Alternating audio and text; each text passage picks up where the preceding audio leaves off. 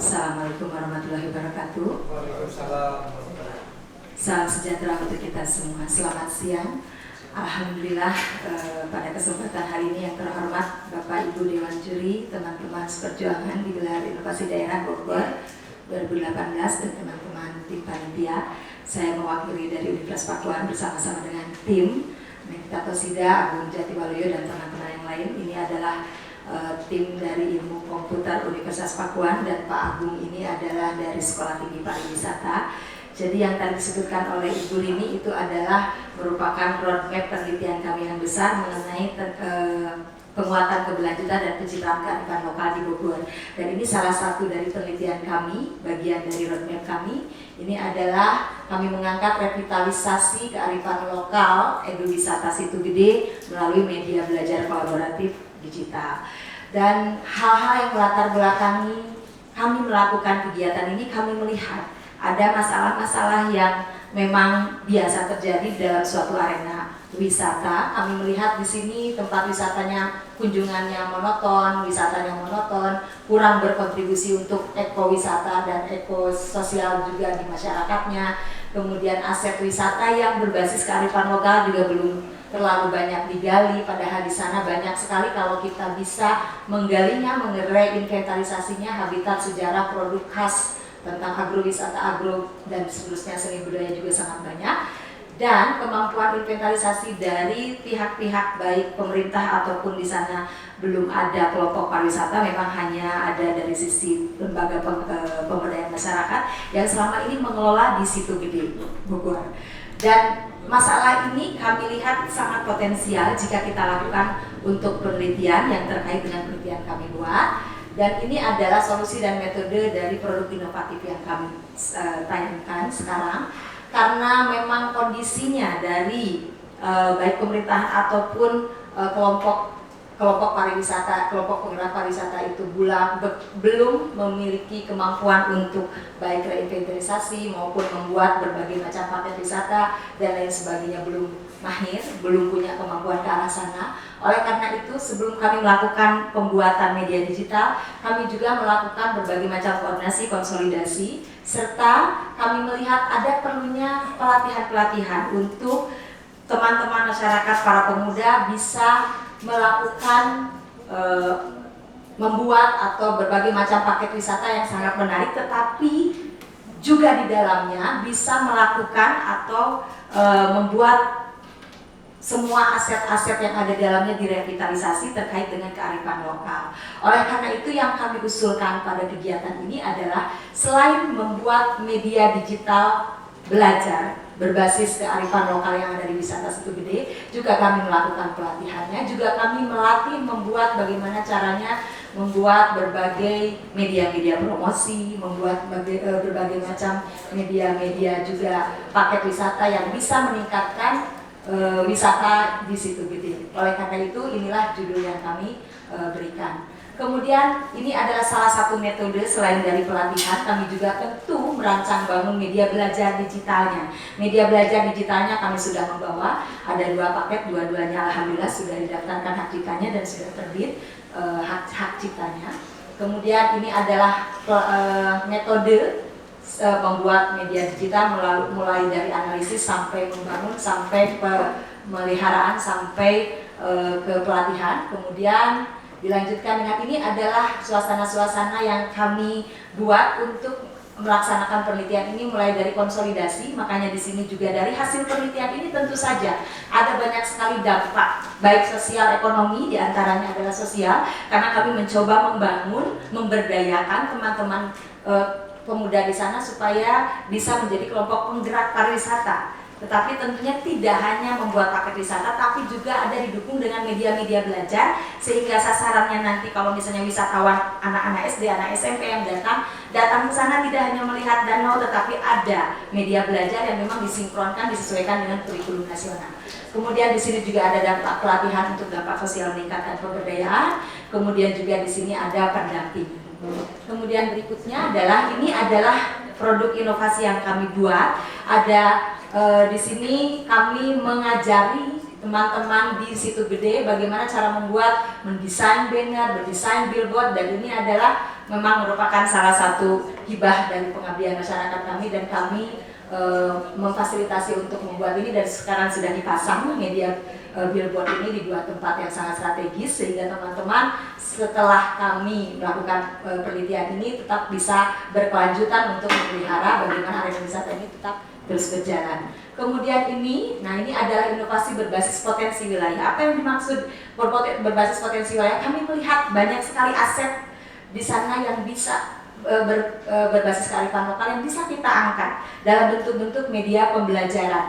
Media pembelajaran yang kami buat ada 2 berbasis digital, yaitu game edukasi. Kami sudah membawa juga di laptop saya. Kemudian yang kedua ini adalah pembelajaran tanaman obat di Situ Gede yang berbasis augmented reality, sehingga siswa datang ke sana bisa sambil bermain, sambil juga bermain game ini. Game ini tidak bisa install di Android karena sengaja supaya datang ke sana anak-anak itu bisa memainkan game ini.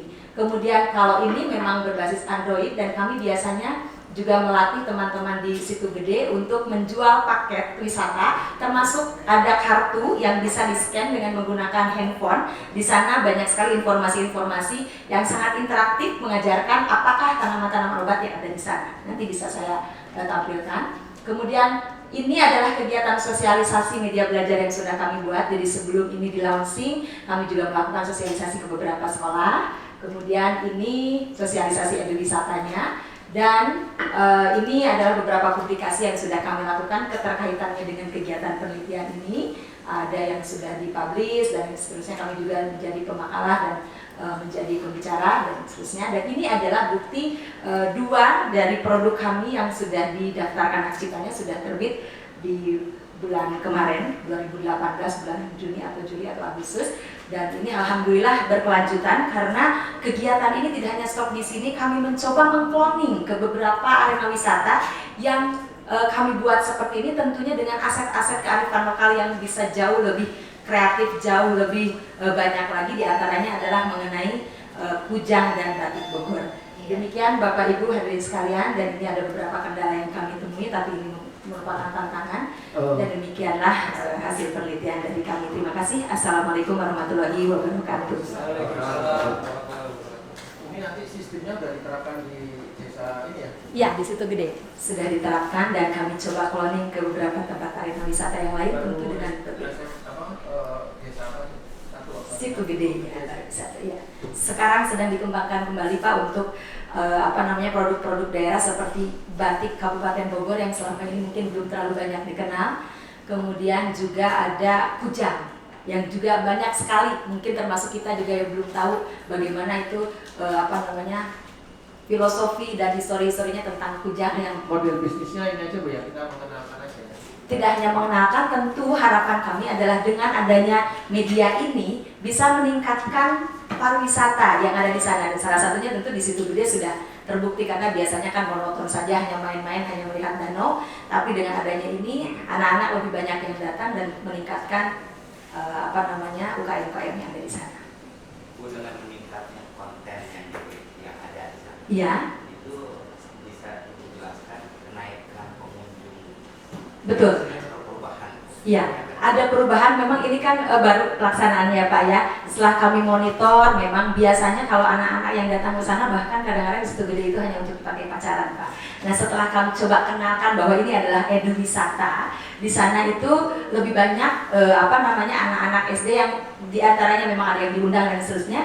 Jadi di sana ada penghasil-penghasil dodol talas dan seterusnya itu diproduksi sekaligus dibuatkan paket sekaligus menjual kartu pembelajaran kami itu dalam satu paket.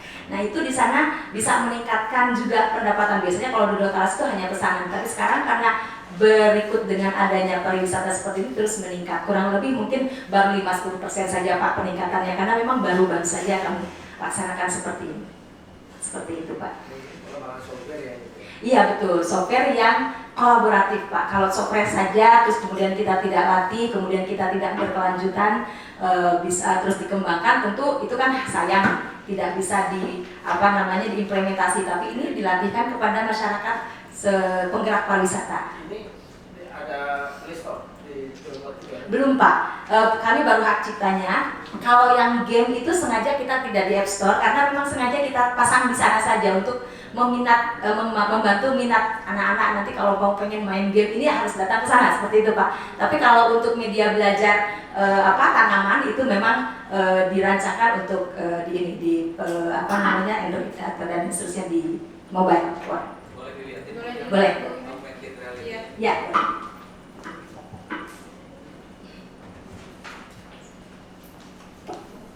Sudah berapa yang download? Ya. Yang download? Ini kan belum dipasang di App Store Pak. Ya, Oh. ya belum Pak. Ya, ini contohnya seperti ini Pak. Berapa jenis tanaman? Tanamannya masih terbatas Pak. Kalau nggak salah di sana ada 20 ya. Kami bawa ini contohnya aja. Contohnya seperti ini. Terus dilihat langsung keluar suaranya apa gitu. Ya, dan termasuk ada kandungan kimianya. Yaitu menggunakan simulator. Kami juga sedang mengembangkan untuk yang lain-lain. Jadi sekarang kami sedang bekerja sama dengan Dinas Pariwisata membuat untuk guide digital untuk semua museum-museum yang ada di Bogor menggunakan seperti ini.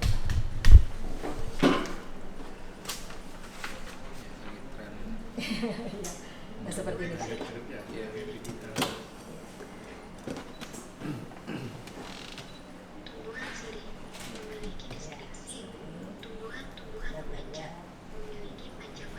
Nah sekarang ini juga kami kembangkan juga untuk pohon-pohon khas yang ada di situ gede. Dan di situ kan ada pohon-pohon khasnya kan besar-besar. Jadi anak-anak markernya dipasang di sana, terus kemudian bisa di scan, itu bisa keluar akarnya seperti apa, daunnya seperti apa, dan seterusnya. Sehingga itu sangat menarik untuk anak-anak bisa dipelajari seperti itu. Dan ini karya-karya ini tentu kolaborasi dengan kami kan punya armada mahasiswa juga ya Pak ya. Dan ini kami daftarkan hak ciptanya sehingga anak-anak juga sangat senang karena namanya mereka juga dicantumkan di hak cipta itu. Ya betul Pak. Tapi ini kami menggunakan untuk ini. Ini memang tanaman-tanaman khas betul. Ya betul yang ada di sana. Kalau di sana itu kalau kemarin sih masih ada daerah tanaman obat khusus yang ada di situ yang dikelola oleh kelompok petaninya, tapi kadang-kadang kan itu kan harus di teman-teman kelompok pariwisata itu belum terlalu aware. Kadang-kadang kalau misalnya kaminya lupa 2 bulan 3 bulan nggak datang ke sana ya tidak dipelihara lagi begitu Pak. Dan ini terus dikembangkan terus seperti itu. Sudah berapa lama nih Bu penelitian? Kalau penelitiannya memang setahun ini Pak, dan ini tidak selesai di sini karena terus kami lanjutkan. Di antaranya kalau yang paling menarik itu untuk di Kabupaten Bogor untuk batik khas Bogor, Kampung Uruk. Nah itu belum banyak dikenal, kami membuatkan juga untuk seperti itu Pak. Jadi kami membantu salah satu UKM yang ada di Kabupaten Bogor yang sudah hampir bangkrut.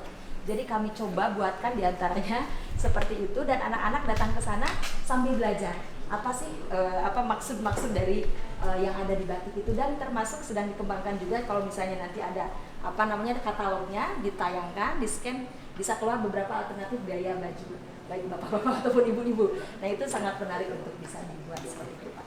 Kalau gamenya berbeda. Kalau gamenya itu kami kolaborasikan dengan kurikulum nasional. Jadi kami menyocokkan dengan kurikulum yang ada di SD atau SMP. Di sana main game, role playing game gitu. Jadi main game seperti game-game yang ada di tapi desktop. Sengaja kami buat desktop. Kenapa? Karena disimpan di sana supaya nanti kalau mau main ini tidak di handphone tapi harus datang ke sana sambil melihat cara memelihara danau, apa saja habitatnya danau, dan lain seterusnya. Dan seterusnya seperti itu Pak. Ada juga di game-nya. Ya, tempatnya menarik, tapi akses ke sana itu kan bagus Pak.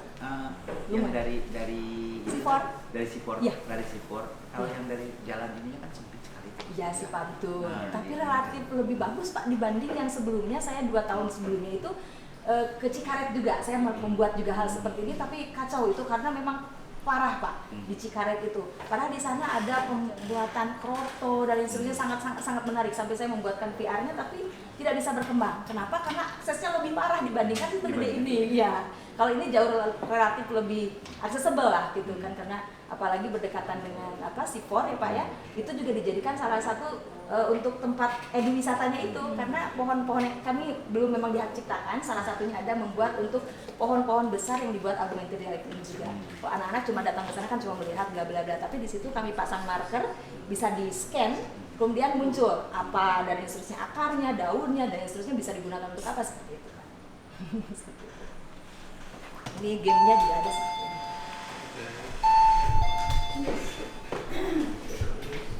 Kalau mau lihat gamenya, satu gamenya seperti itu.